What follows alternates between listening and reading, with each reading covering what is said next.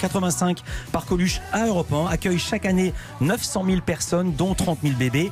L'association compte 73 000 bénévoles et distribue 133,5 millions de repas, pour soutenir ces actions. Ce soir, c'est la diffusion sur TF1 du grand concert annuel des Enfoirés. Pour en parler, nous recevons Anne-Marc Cassius. Bonjour. Bonjour Philippe. Vous êtes la directrice artistique et Sophie Bazou à vos côtés. Bonjour. Bonjour. Vous êtes la responsable des Enfoirés au sein même des Restos du Cœur. Question à toutes les deux, depuis quand êtes-vous au Restos du Cœur et impliquée dans cette cause? Et pourquoi les restos et pas une autre cause, Sophie Bazou? Eh bien, moi, je suis bénévole depuis une quinzaine d'années. Ouais. Pourquoi les restos? Parce que sûrement l'appel de Coluche et puis le besoin d'aider et puis l'alimentaire. Anne-Marc Cassius, même question. Et moi, depuis 1992, en fait, je travaillais pour TF1 et on m'a demandé de m'occuper de cette émission. Donc, à l'époque, j'étais salariée de TF1 et quand j'ai quitté TF1, j'ai décidé d'être bénévole et de continuer mon action pour les Restos du Cœur. Vous êtes bénévole? Tout à fait, complètement bénévole et je mets même au service des Enfoirés ma société de production de façon tout à fait gratuite. D'accord. Vous aussi, vous êtes bénévole, évidemment. Oui. Mais on va le dire d'un mot, les chanteurs qui viennent chantent gratuitement. Bien sûr, oui. Les techniciens sont payés parce qu'ils font des nuits et des nuits, ils ont une famille, Exactement. ils peuvent pas venir faire... On fait tous des nuits et des nuits, mais chacun fait comme il veut et chacun, il n'y a aucun problème. Quel est votre rôle à chacune? Je commence par vous, Sophie Bazou. C'est quoi votre job? Mon job, c'est plus l'organisation et le lien entre les restos et les Enfoirés. C'est-à-dire, ça consiste en quoi? Qu'est-ce que c'est que le lien concrètement? Le lien, c'est de travailler, parce qu'en fait, c'est très collégial. Ouais.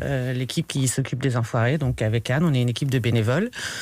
Et c'est de faire tout le travail amont, de commercialisation de la chaîne, de sortie du CD et des DVD, c'est tout ce travail-là. Vous êtes combien? Nous sommes 3.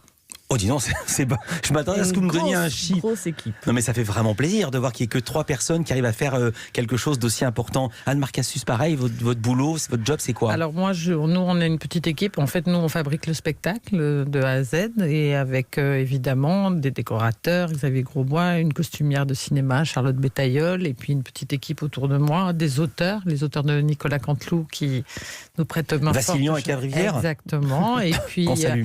Adrien Piguet-Gauthier et Nance, je ne connais pas exactement son nom de famille qui est plus compliqué, mais voilà, ils sont 4 aussi à nous aider pour les sketchs. Et puis moi, je suis avec Yves Maillet, Alexis Grosbois, Mathias Goudot, tout ça pour fabriquer ce spectacle. Comment vous choisissez le répertoire, les chansons? Vous choisissez d'abord un thème, ensuite les chansons. Comment ça se passe? C'est quoi l'idée? En fait, non, on choisit d'abord les chansons. Ouais. On a une liste de chansons, mais qu'on a depuis, j'ai envie de dire, presque 25 ans. Et on rajoute des chansons chaque année, on en élimine, etc., etc. On essaie de faire un équilibre entre les chansons récentes et les chansons anciennes, les chansons rapides, les chansons émouvantes, lentes, etc., etc. Donc on essaie de faire un savant mélange comme ça. Et puis le thème, tout d'un coup, il apparaît comme ça. Voilà. Cette année, c'était une évidence avec Paris. Et puis Paris, plus l'histoire de Notre-Dame qui a marqué vraiment tous les Français. On s'est dit, on est à Paris, ben voilà, on va faire un petit clin d'œil à Notre-Dame, ce qui est normal. Alors il y a quoi comme chanson et comme artiste? Alors l'ouverture, je peux vous la dire parce qu'elle est sortie dans pas mal de journaux, c'est Le Temps des cathédrales, Ouais. voilà, qui est chantée par tout le monde. Mais c'est pas la seule entrée, il y a une entrée double, donc ça je garde. Mais dites-en une au moins qui n'est pas dans les journaux quand même, Anne-Marc Cassius.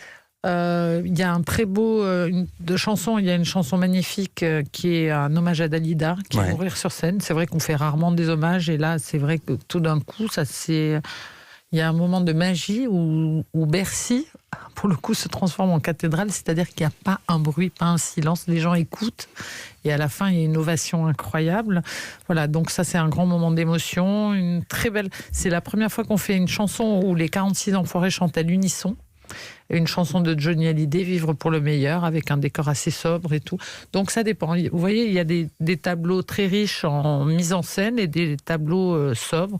Il y a une très belle séquence avec Véronique Sanson, alors qui nous a donné le frisson à tous, et on est tellement heureux qu'elle ait pu participer et qu'elle soit là 30 ans après, parce qu'elle faisait partie des 5 premiers en 89. Ouais. Donc voilà, donc ça c'est une chance.